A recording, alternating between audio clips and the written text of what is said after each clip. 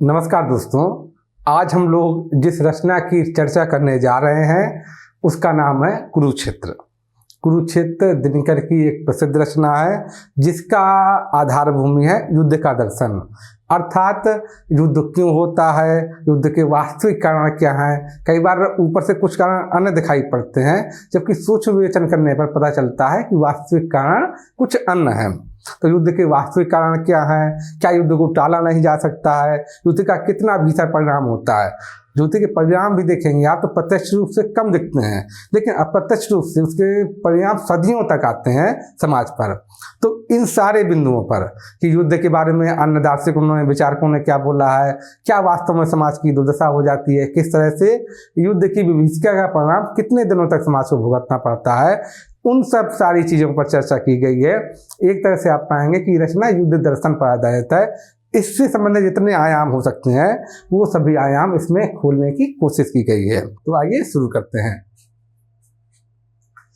कुरुक्षेत्र का प्रकाशन वर्ष क्या है? कुरुक्षेत्र का प्रकाशन वर्ष है 1946, अर्थात ये क्या समय है, इस समय की परिस्थितियां क्या हैं, ये कौन सा दौर है जिसका प्रभाव इस रचना में है, उस समय की तत्कालीन परिस्थितियां क्या है, क्योंकि तत्कालीन परिस्थितियों का प्रभाव रचना में स्पष्ट रूप से दिखता है, कोई भी रचना हो। तो इसलिए एक बार देखते हैं कि उस समय जिस समय रचना लिखी गई उस समय की परिस्थितियां क्या थी। आइए देखते हैं। 1946 की रचना है, तो 1946 से पहले पहले क्या क्या हो चुका था। द्वितीय विश्व युद्ध की समाप्ति हो चुकी थी। द्वितीय विश्व युद्ध कब से कब तक चला था? 1939 से 1944 तक। और इस रचना तक द्वितीय विश्व युद्ध क्या हो चुका था, समाप्त हो चुका था, आप देखेंगे। और आप पाएंगे कि ये इसमें जो विषय वस्तु या सामग्री, जो कथानक भले ही ये दिखे कि महाभारत युद्ध का है, लेकिन वास्तव में ये किसका प्रभाव है। आप देखें द्वितीय विश्व युद्ध में जिस तरह युद्ध का जनमानस पर प्रभाव हुआ था, जिस तरह युद्ध की विभीषिका से पूरी दुनिया त्राही त्राही कर उठी थी, आप देखेंगे कि उसी का प्रभाव है इस रचना में दिखाई पड़ता है। इस रचना की शुरुआत ही कहाँ से होती है? इस रचना की शुरुआत आप देखेंगे कि महाभारत युद्ध खत्म हो चुका है, महाभारत युद्ध समाप्त हो चुका है, और महाभारत युद्ध के पश्चात जिस तरह से समस्याएं उपजी हैं, सारे लोग परेशान हैं, तो वैसी स्थिति में युधिष्ठिर, जो कि मानसिक रूप से बड़े परेशान हैं, युधिष्ठिर को ये लगता है कि हम जीत कर भी युद्ध हार गए हैं, इस युद्ध से हमें आखिर मिला क्या। तो वैसी उद्विग्नता में, वैसी परेशानी में, वैसी चिंता में वह कहाँ पहुंचे हैं? वो भीष्म पितामह से पास पहुंचे हैं। अब भीष्म पितामह से उनके मस्तिष्क में जो बहुत सारे सवाल आ रहे थे कि हमने युद्ध आखिर क्यों किया, हम 5 भाइयों के लिए पूरे देश का संहार हो गया। तो इस तरह की बहुत सारी चीजें जो उनके दिमाग में आ रही थी, बहुत सारे प्रश्न उनके दिमाग में आ रहे थे। इससे हुआ क्या? दुर्योधन तो मर के चला गया, उसके भाई भी मर के चले गए, लेकिन संतरास तो अब तक हम लोग भोग रहे हैं, हम लोग उस संतरास को, युद्ध के संतरास को भुगत रहे हैं, ये दिखाई पड़ता है, ये दिखता है। तो इस तरह के बहुत सारे प्रश्न हैं जो कि युधिष्ठिर ने किससे पूछे? भीष्म पितामह से पूछे, और भीष्म पितामह ने उनका जवाब दिया। बहुत सारे प्रश्न कि क्या युद्ध जरूरी होता है, युद्ध क्यों किया जाता है, क्या करना युद्ध जरूरी है, क्या उपाय है इसका, ये सब तरह तरह के प्रश्न इस रचना में पढ़ेंगे कि इन प्रश्नों को उठाया गया है, आधार लिया गया है। युधिष्ठिर और भीष्म पितामह के बीच में वार्तालाप हो रहा है, उसका आधार ले लिया गया है। और आप सही पूछेंगे, सही में आप देखेंगे तो क्या पाएंगे? आप पाएंगे कि एक तरह से द्वितीय विश्व युद्ध की परछाई है। द्वितीय विश्व युद्ध के बाद जिस तरह से समस्याएं उभरी थी, जो जो समस्याएं आई थी, तो उस समय लग रहा था कि मनुष्य की सबसे बड़ी समस्या क्या है? युद्ध है। हिरोशिमा और नागासाकी जैसे संघार हुए थे, ये पूरे शहर भी तबाह हो गए थे, और न सिर्फ शहर के आसपास का इलाका भी विकिरण से ग्रस्त हो गया था।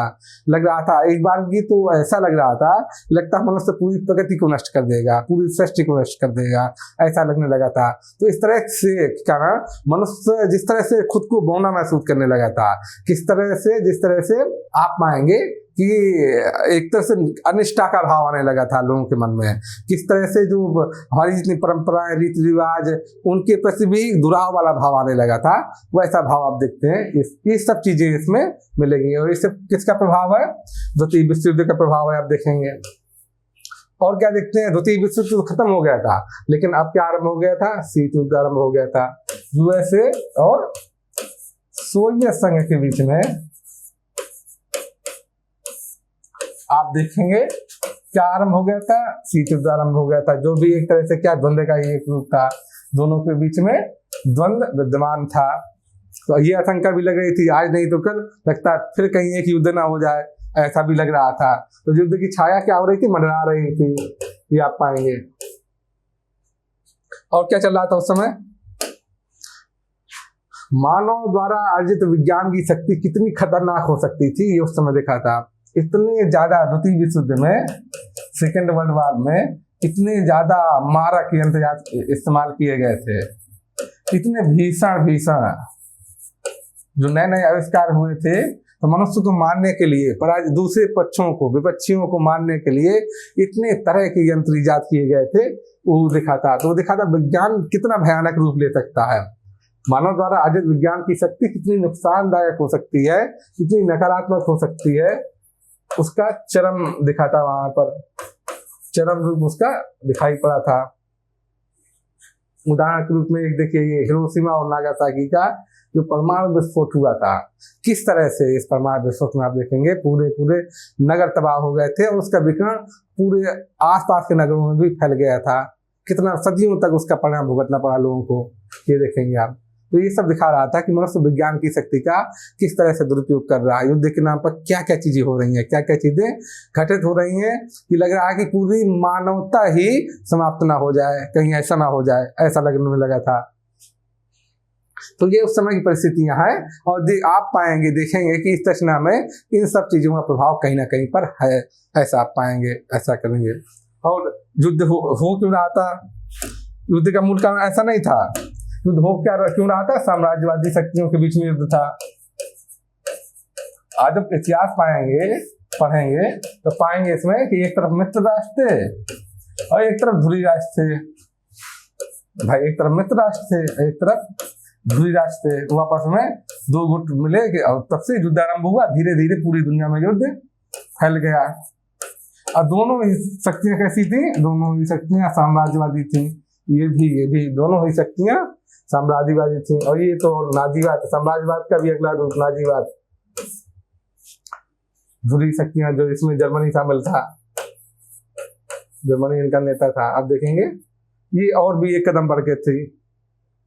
तो ये सब सारी चीजों का प्रभाव आप देखेंगे इस रचना में दिखाई पड़ता है।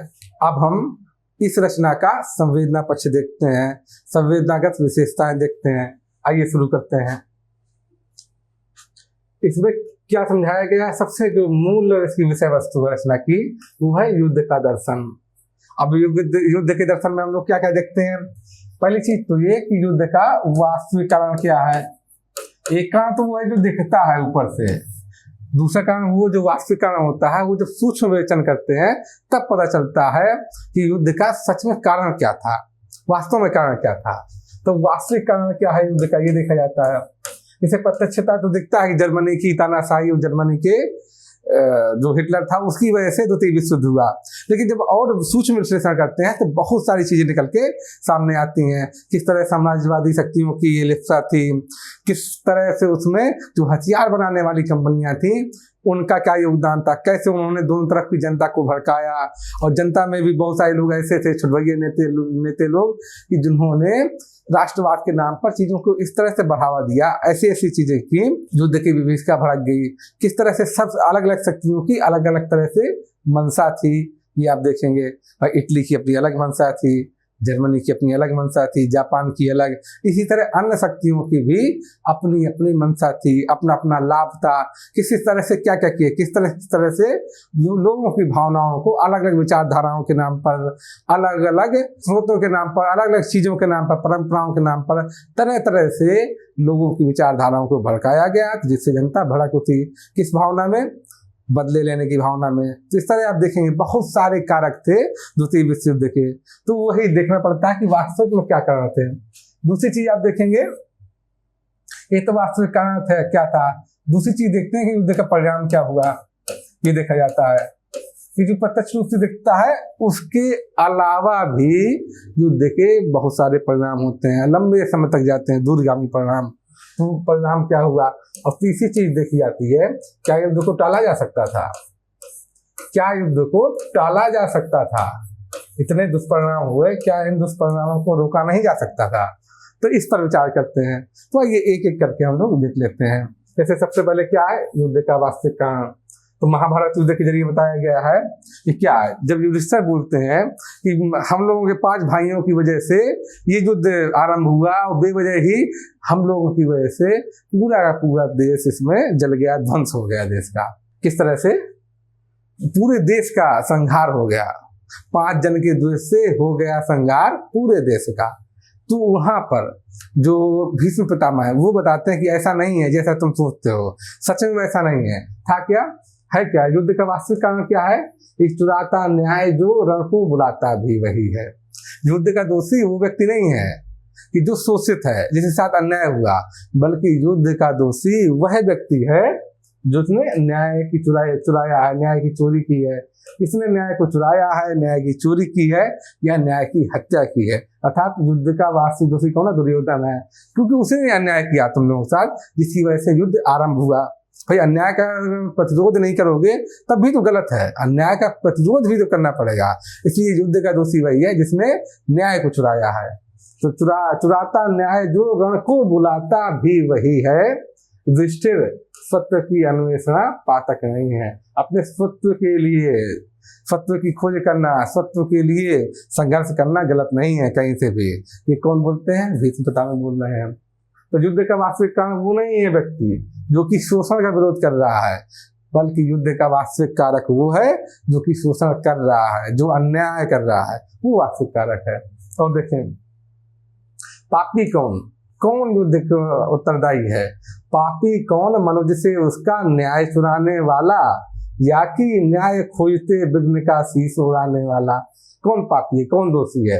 वो व्यक्ति दोषी है जो न्याय चुराता है, या वो व्यक्ति दोषी है जो कि अपना न्याय खोजने के लिए जो रास्ते में विघ्न बाधाएं आ रही हैं उनको हटा रहा है। तो स्पष्ट रूप से जो न्याय चुराता है वो दोषी है। तो वही यहाँ पर दिखाया गया है। यहाँ पर भीष्म पितामह समझा रहे हैं युधिष्ठिर को। आगे देखिए, महाभारत नहीं था द्वंद्व केवल 2 घरों का। ये समझा रहे हैं कौन? भीष्म पितामह। किसी ये देखने के लिए 2 घरों की लड़ाई थी कौरव और पांडवों के बीच की। वास्तव में सिर्फ 2 घरों का द्वंद्व नहीं था, इसमें तो सारे राजे रजवाड़े जितने आस पड़ोस से और विदेश से युद्ध करने के लिए आए थे उन सभी का भी द्वेष शामिल था। वो सब किसी न किसी लाभ या हानि के कारण, किसी से ईर्ष्या के कारण या फायदे के कारण वो युद्ध में कूद पड़े थे। तो महाभारत नहीं था द्वंद्व केवल 2 घरों का। अनल मतलब आग, अनल माने होता है आग और अनिल माने होती है हवा।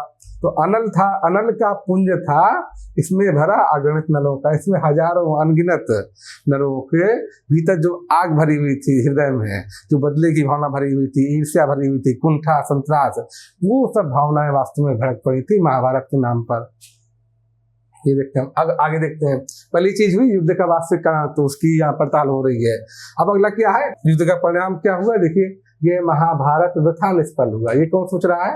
युधिष्ठिर यहाँ पर ये बात सोच रहे हैं कि यह महाभारत वृथा निष्फल हुआ। उफ ज्वलित, कितना गरलमय व्यंग है। गरल माने होता है विष। कितना गरलमय व्यंग है। 5 ही असहिष्णु नर के दोष से, 5 पांडवों के कारण, कि उनको 5 गांव नहीं दिए थे, उसने उनको उनका राज्य नहीं दिया था कौरवों ने। 5 ही असहिष्णु नर के दोष से हो गया संहार पूरे देश का। तो ये सोच रहे युधिष्ठिर कि हम लोग गलती थी, मेरी गलती थी, पांडवों की गलती थी, जिसके कारण पूरे देश का संहार हो गया।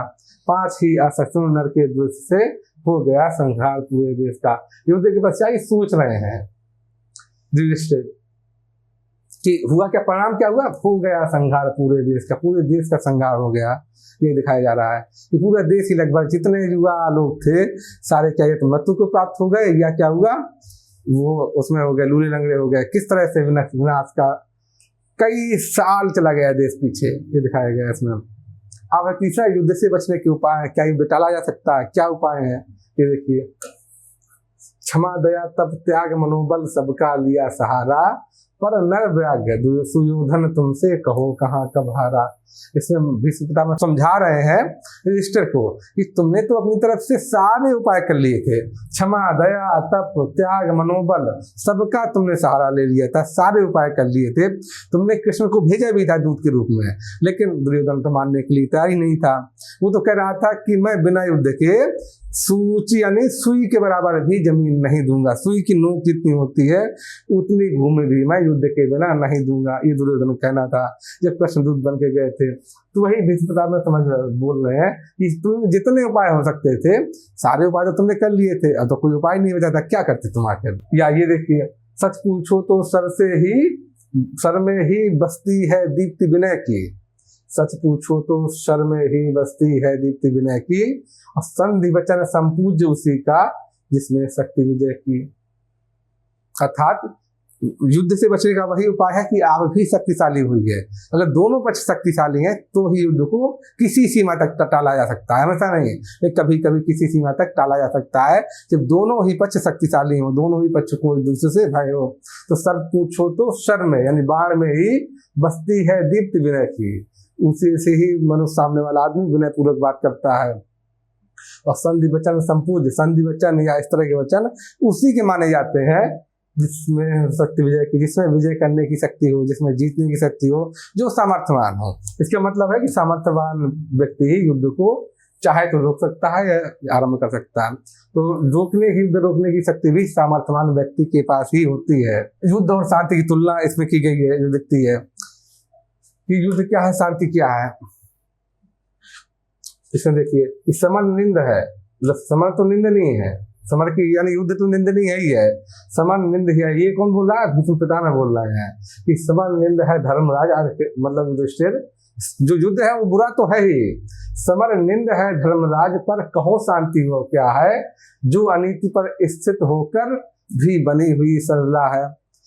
युद्ध तो बुरा है ही, लेकिन ऐसी शांति भी भला किस काम की, वो शांति भी ठीक नहीं है जो कि अनीति पर स्थित हो। मतलब एक व्यक्ति शोषण कर रहा हो दूसरे का और शांति बनी हुई हो समाज में, तो शांति भी बुरी है। अगर शांति न्याय के आधार पर नहीं टिकी है, न्याय के या अनुशासन के आधार पर नहीं टिकी है, जब तक न्याय के आधार पर शांति नहीं टिकी होगी तब तक वो शांति बुरी है, क्योंकि वो कहीं ना कहीं शोषण को बढ़ावा दे रही है, वंचना को बढ़ावा दे रही है, एक का दूसरे पर अनावश्यक अधिकार को बढ़ावा दे रही है। तो वही दिखा, जो अनीति पर स्थित होकर वो अनीति को बढ़ावा दे रही है, ऐसी शांति जो कि न्याय पर नहीं टिकी है। और ऐसी शांति किस काम की? जो अनीति पर टिकी हुई है वैसी शांति आखिर किस काम की? लड़ाई बुरी है, युद्ध बुरा है, लेकिन ऐसी क्रांति भी किस काम की जो अनीति पर टिकी हुई है। आगे देखिए, अहंकार के साथ घृणा का जहां द्वंद्व हो जारी, जहां अहंकार हो लोगों के बीच में और घृणा हो, इस वजह से द्वंद्व फैला हो, तो वहां क्या होगा? ऊपर शांति तलातल में हो छिटक रही चिंगारी, तो वहां ऊपर से भले ही शांति देखे, लेकिन अंदर से क्या होगा? आग लग रही होगी। आगे देखिए, शांति न्याय शांति का प्रथम न्यास है। न्याय क्या है? न्याय ही शांति का प्रथम न्यास है, प्रथम आधार है। शांति का आधार क्या है? न्याय। न्याय शांति का प्रथम न्यास है। जब तक न्याय ना आता तो जैसा भी हो महल शांति का सुदृढ़ नहीं रह पाता। अगर शांति न्याय की बुनियाद पर नहीं टिकी हुई है तो शांति उचित नहीं है, और वो शांति स्थायी नहीं हो सकती। आज नहीं तो कल उसमें बदलाव आएगा, परिवर्तन आएगा, क्रांति चेतना आएगी, और उसके बाद हिंसा फैलेगी, युद्ध होगा, बाकी चीजें होंगी, आप जान ही रहे हैं। इसलिए शांति का मतलब तभी है जब शांति न्याय की बुनियाद पर हो, न्याय के आधार पर हो, अन्यथा शांति का कोई मतलब नहीं है। ये देखेंगे आप, ये भीष्म पितामह समझा रहे हैं युधिष्ठिर को। इसमें विज्ञान की शक्ति कितना बढ़ गई है, उसका क्या प्रभाव है, उसका वर्णन देखिए कि है बंधे नर के कर, मतलब हाथ नर बंधे मनुष्य, है बंधे नर के करों में वार यानी पानी में विद्युत और भाप।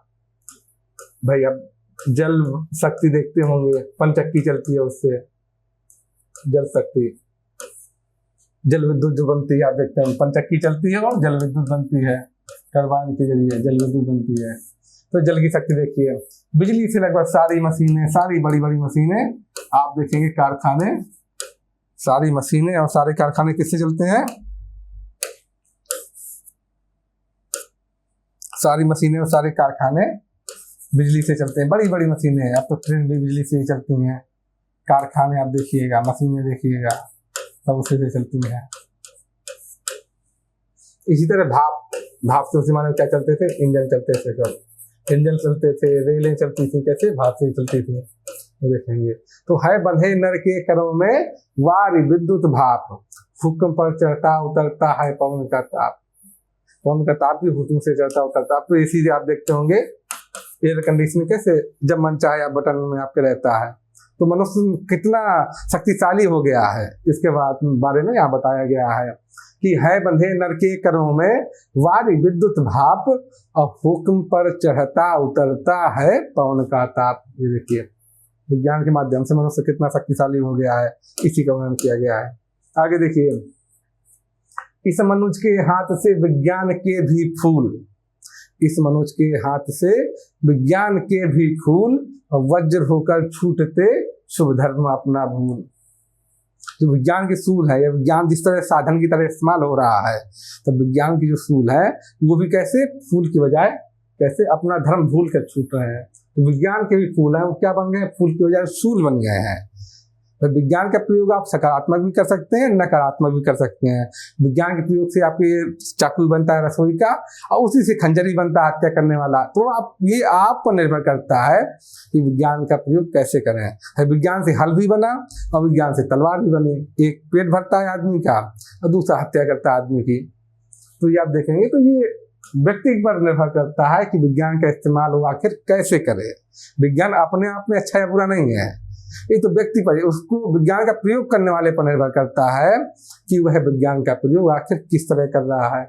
ये देखिए आगे, सावधान मनुष्य यदि विज्ञान है तलवार, तो इसे देखें कि तजकर मोह स्मृति के पार, क्योंकि बड़ी नुकसानदायक साबित हो रही है। जैसे कि आप देखेंगे हिरोशिमा और नागासाकी में देखा, हिरोशिमा और नागासाकी में दिखाई पड़ा किस तरह से पूरे के पूरे शहर नष्ट हो गए, अनिष्ट उस समय के लिए, भविष्य के लिए भी। आगे देखिए, खेल सकता तू नहीं ले हाथ में तलवार, खेल सकता तू नहीं ले हाथ में तलवार, काट लेगा अंग बड़ी तीखी है ये धार।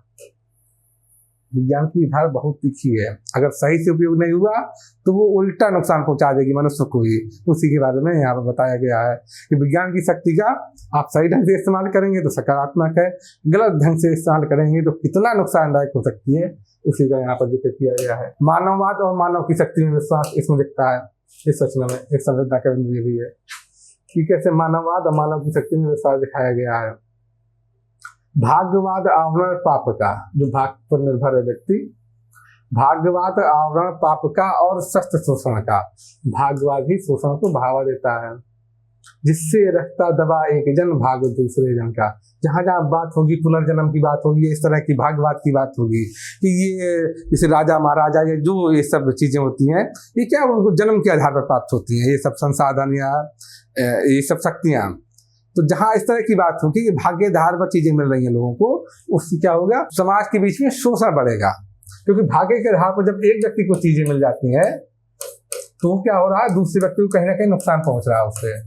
क्योंकि चीजें किसके आधार पर मिलनी चाहिए, योग्यता के आधार पर मिलना चाहिए। जब योग्यता के बजाय भाग्य के आधार पर चीजें मिल रही हैं कि वो एक किसी व्यक्तिगत किसी पर्टिकुलर घराने में पैदा हुआ कोई व्यक्ति, किसी पर्टिकुलर वंश में पैदा हुआ, उसकी वजह से जो चीजें उसको मिलती हैं, किसी धर्म जाति या किसी विशेष उसमें पैदा हुआ, उसकी वजह से जो चीजें मिलती हैं, तो इससे क्या कर रहा है समाज में, वो दूसरे का हक छीन रहा है, शोषण कर रहा है दूसरे का। तो ये आप देखेंगे, है बंधे नर के करों में वारी विद्युत भाप, हुक्म पर चढ़ता उतरता है पवन का ताप। ये बताया जा रहा है मानव की शक्ति में। मानव की शक्ति कितनी हो गई है कि वारी यानी पानी, विद्युत और भाप सब मनुष्य के हाथ में बने हुए हैं। इससे आप पहले जिक्र किया, इससे आपकी क्या चलती है, पंचक्की चलती है, जल विद्युत बनती है। विद्युत का हर जगह इस्तेमाल होता है, पंखे से लेकर सारी मशीनें घूम रही हैं, और भाप से रेलें चलती थी, इंजन चलते थे। तो किस तरह मनुष्य की शक्ति कितनी बढ़ गई है, हुक्म पर चढ़ता उतरता है पवन का ताप। ऐसे देखिए आप, और क्या आगे देखिए क्या देखते हैं कि सही प्रवृत्तियों को महत्व दिया गया है। यहाँ पर बहुत ज्यादा ऐसे मानव को महत्व नहीं दिया गया है जो मानव जीवन स्वाभाविक नहीं है। यहाँ पर किसको महत्व दिया गया है, सहज प्रवृत्तियों को। चूंकि भीष्मपितामह मैंने स्वयं शपथ ली थी कि मैं आजीवन ब्रह्मचर्य का पालन करूंगा। बाद में वो खुद बोलते हैं इसमें कि मुझे समझ में आता है कि इस तरह की शपथ लेना ये ली मैंने कोई बहुत वो नहीं काम किया, ये एक तरह से मैंने सहज प्रवृत्तियों की अवहेलना कर दी है, सहज प्रवृत्तियों को नकारा है, ऐसा बोलते हैं इसमें। तो आप देखेंगे ये चीज देखेंगे यहाँ पर कि सहज प्रवृत्तियों को महत्व दिया गया है। यहाँ पर ऐसा नहीं किया गया कि आप भोगवाद को बढ़ावा दिया गया हो, लेकिन ये है कि आप दुनिया का जो क्रम है इस जगत का, उससे आप विरक्त मत होइए। आप निवृत्तिवाद में ऐसे मत जाइए दुनिया को छोड़ के, उसका कोई अर्थ नहीं है। न दुनिया में आसक्त हो जाना है, न दुनिया से भागना है, एक मध्यम मार्ग अपनाना है। यहाँ उसी की बात हो रही है कि सहज भाव से इस दुनिया में जीना है, रहना है। जैसे कि ये देखिए, भोगो इसी भांति मृत्यु को, मृत्यु मतलब मिट्टी, इस दुनिया को इसी तरह से तुम भोगो कि दाग नहीं लग पाए। मतलब कोई विलासिता या इस तरह से चरित्रहीनता का कार्य मत करो, इस तरह का काम मत करो कि तुम्हारे ऊपर कलंक लगे। भोगो तुम इस भांति मृत्यु को, दाग नहीं लग पाए, और मिट्टी में तुम नहीं वही तुम में विलीन हो जाए। तो इस तरह का कार्य मत करो कि कोई अब दाग लेकर के जाओ, ऐसा आप इस तरह का काम मत करो। जैसे कि इसी बात को आप कबीर के यहाँ देखेंगे, कबीर के यहाँ पाएंगे। कैसे मिलेगा कबीर के यहाँ कि आपने जो वो पढ़ा होगा कि ज्यों की त्यों धर दीनी चदरिया, हे राम नाम रस बीनी चदरिया। तो ज्यों की त्यों धर दीनी का यही मतलब है कि जिस तरह से आए थे उसी तरह से लग गए। कोई दाग नहीं लगाया हमने अपने चरित्र पर, कोई अपनी आत्मा पर दाग नहीं लगाया, जिस तरह से आए उसी तरह से कबीर चल दिए। तो वही वाला भाव यहाँ पर है कि भोगो तुम इस भांति मृत्यु को, दाग नहीं लग पाए, और मिट्टी में तुम नहीं वही तुम में विलीन हो जाए। तो सहज प्रवृत्तियों के यहाँ महत्व दिए गए, ना तो विलासिता को महत्व है, ना ही इस जगत से भागने को महत्व दिया गया है। आगे देखते हैं, विभिन्न दर्शनों का प्रभाव दिखाई देगा यहाँ पर। कैसे सामवाद का प्रभाव देखेगा, कहाँ कहाँ सामवाद का प्रभाव, ये देखिए, शांति नहीं तब तक जब तक सुख भाग न नर का समूह। ये देखिए, सुख सब मतलब बराबर, सुख भाग न नर का समूह, ये समानता की बात कर रहा, भेदभाव का निषेध हो रहा है। तो ये किसकी बात है? साम्यवाद की, भेदभाव का निषेध, इसकी बात हो रही है,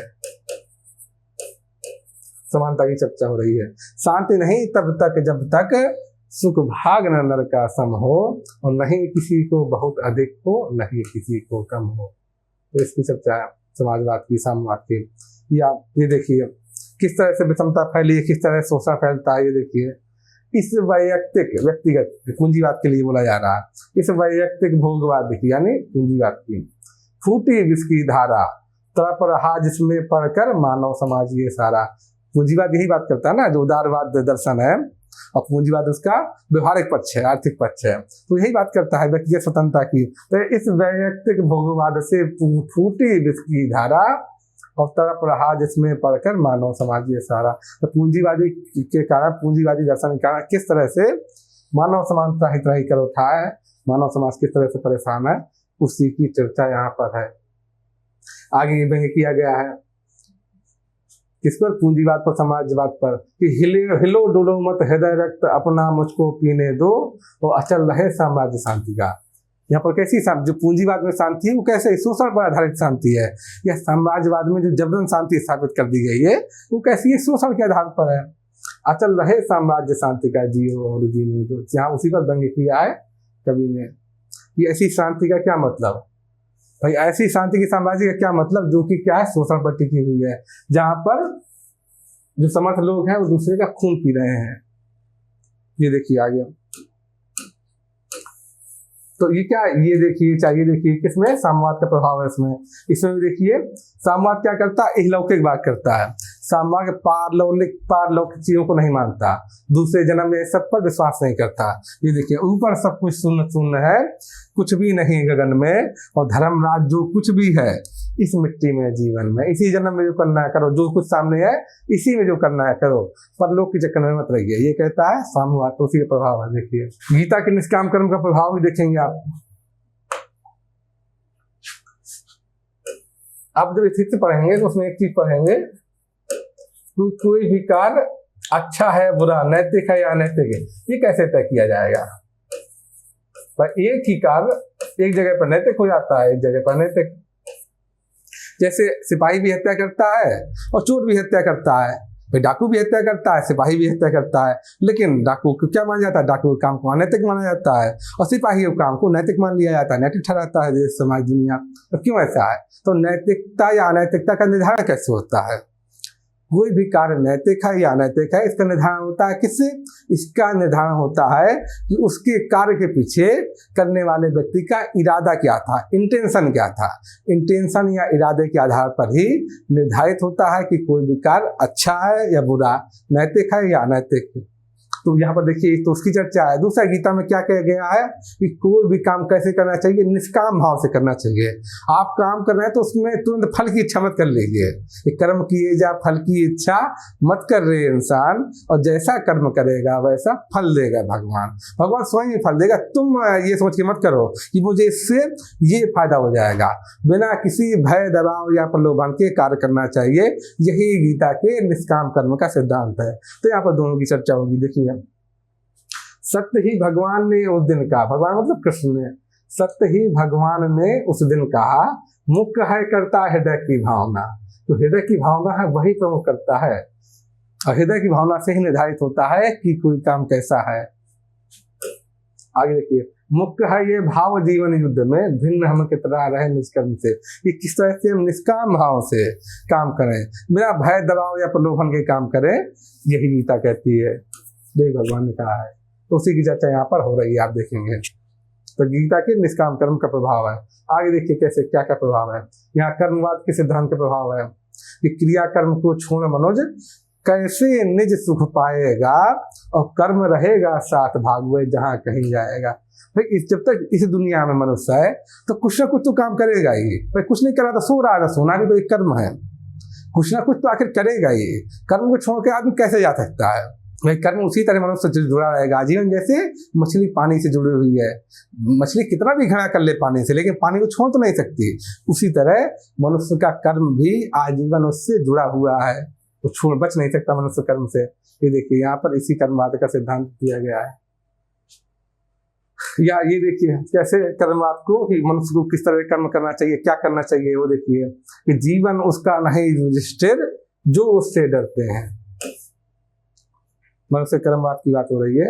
ये कौन कह रहा है? भीष्म पितामह, कि जीवन उनका नहीं युधिष्ठिर जो उससे डरते हैं, वह उनका जो चरण रूप निर्भय होकर लड़ते हैं। जीवन उन्हीं लोगों का है जो कि जीवन संघर्ष में डट कर खड़े होते हैं, डट कर लड़ते हैं, उन्हीं का जीवन है। वो उनका नहीं है कि जो जीवन संघर्ष के मैदान में भाग के चले जाते हैं, छोड़ के चले जाते हैं, उनका जीवन नहीं है। तो इस किसका सिद्धांत है? कर्मवाद के सिद्धांत का ही वर्णन है यहाँ पर। राजतंत्र का विरोध दिखता है, समाजवाद का विरोध दिखता है। कैसे? देखिए, राजतंत्र द्योतक है नर की, मलिन प्रवृत्ति का,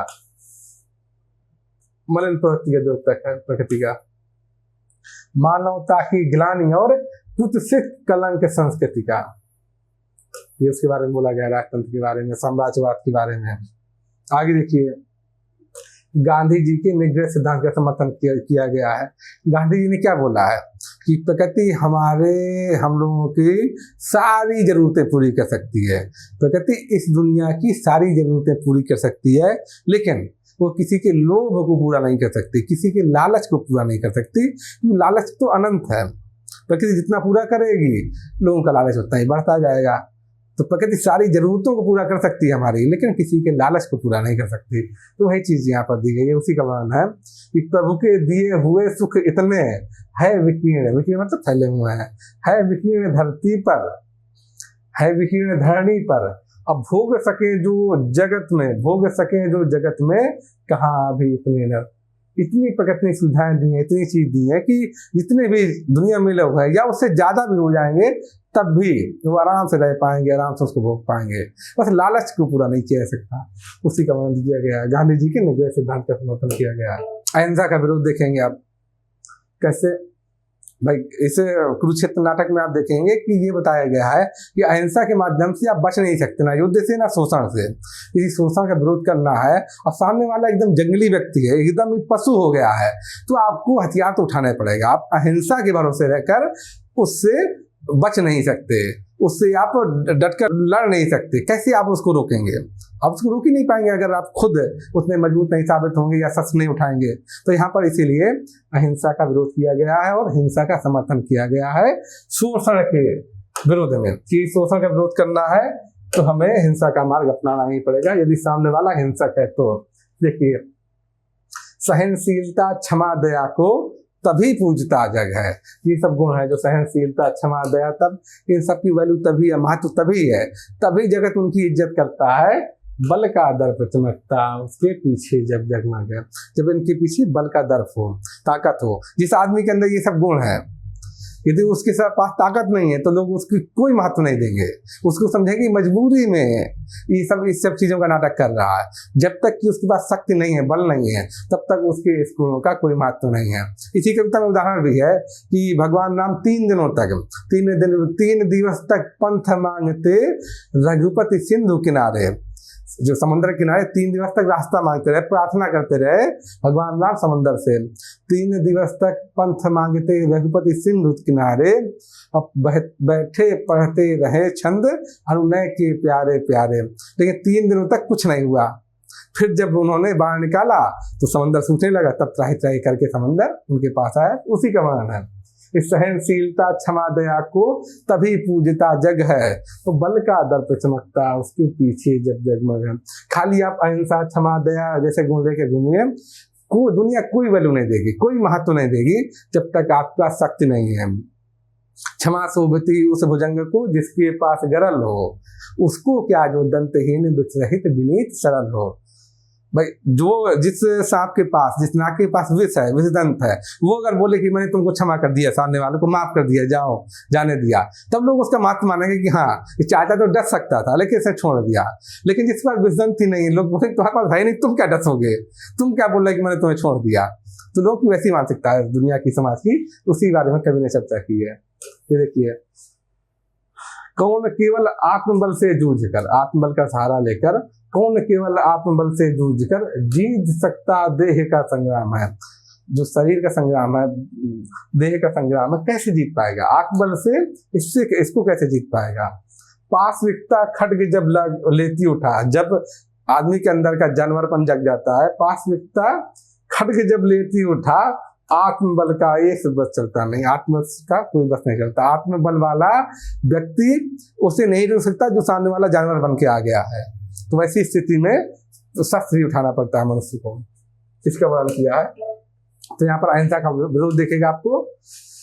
तो ये चीजें संवेदना पक्ष में जो चीजें थी, किन किन दर्शनों का प्रभाव होता है, किस तरह युद्ध का जो दर्शन, युद्ध के दर्शन में मुख्य चीज क्या है कि युद्ध का वास्तविक कारण क्या है, दूसरा युद्ध के परिणाम कितने घातक हुए, और तीसरा कि क्या युद्ध को टाला जा सकता है। युद्ध दर्शन में यही सब बातें होती हैं, उन सब का जिक्र था। युद्ध दर्शन कभी कभी पूछ लिया जाता है, अलग से सवाल पूछ लिया जाता है, इसलिए उन्होंने अलग से पढ़ाया। संवेदना पक्ष की और जो चीजें हैं, साथ ही अक्सर ये पूछ लिया जाता है कि किन किन दर्शनों का प्रभाव है। तो आपने देखा है गांधीवाद का भी प्रभाव देखा, इंद्रिय निग्रह वाले सिद्धांत का, आपने कर्मवाद का भी देखा, आपने देखा गीता के निष्काम कर्म का भी देखा प्रभाव है, सामवाद का प्रभाव तो है ही है। वो सारे प्रभाव आपने देखे कैसे कैसे प्रभाव है, वो देखे। विज्ञान का कैसे दुरुपयोग होता है, सदुपयोग दोनों हो सकता है, वो भी देखा आपने। अब हम देखते हैं इस रचना का शिल्प पक्ष, शिल्पगत विशेषताएं देखते हैं इस रचना की। आगे शुरू करते हैं हम। भाषा कैसी है, आपको दिनकर के पूरे साहित्य की भाषा आम हिंदुस्तानी भाषा मिलेगी, सरल हिंदी भाषा मिलेगी, एक बच्चा भी पढ़ के उसको समझ सकता है।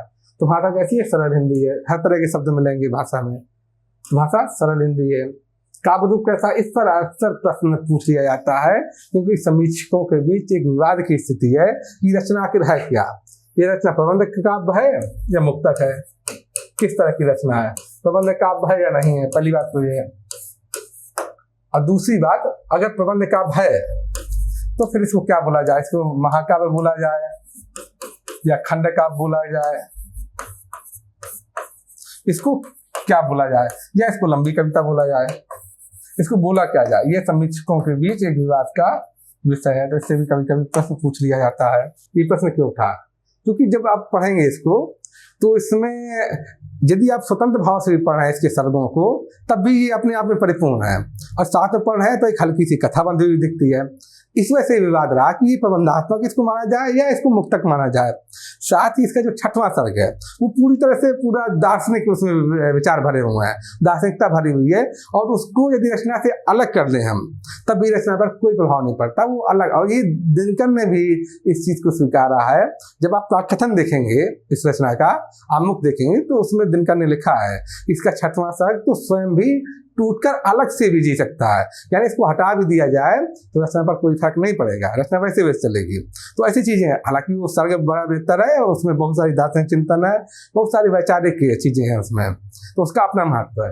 तो इस वजह से विवाद हुआ, इसको प्रबंध माना जाए या मुक्तक माना जाए, क्योंकि हल्की हल्की कथा भी चल रही है। महाभारत की कथा, बात की कथा चल रही है कि युधिष्ठिर और भीष्म पितामह के बीच में संवाद चल रहा है, उस हिसाब से कथा चल रही है। हालांकि इसमें घटनाक्रम नहीं है, इसमें संवाद है, एक तरह से आप पाएंगे संवाद चल रहे हैं और बजाय घटनाक्रम के।